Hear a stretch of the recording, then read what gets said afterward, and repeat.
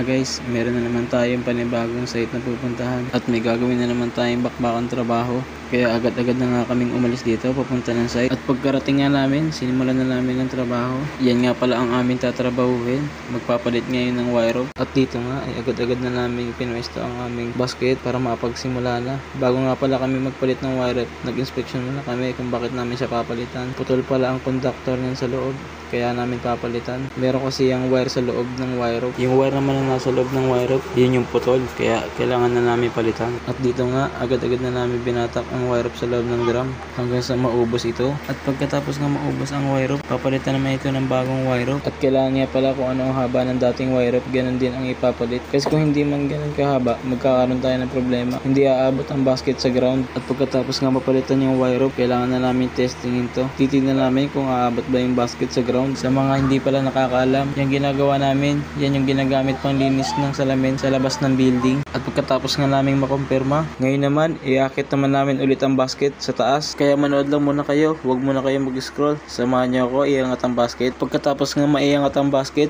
nagsagawa ulit kami ng function testing bago namin iwan ang machine. At pagpasensya niyo na nga pala yung kuha ng angulo, kasi magulo talaga yung nagbibideo niyan. Yan nga pala guys yung ginagawa namin bago kami umalis. Naging SOP na rin kasi sa amin yun para sa mga susunod na gagamit, hindi na magkakaroon ng problema. At dyan nga pala, tinetesting namin yung telescopic jib. Yan nga pala yung nag-e-extend at nagre-retract para maabot yung mga malalayong salamin. Kasi para masigurado namin kung gumagana lahat ng limit. Bali lahat pala ng function, pinapagana namin pati mga limit para hindi magka-aberya. At para na rin sa mga susunod na gagamit, maging maayos ang machine. At yun lang guys, maraming salamat sa panonood sa walang kwentang video na ito. Sinayang ko lang naman ang 2 minutes ng inyong buhay. Salamat!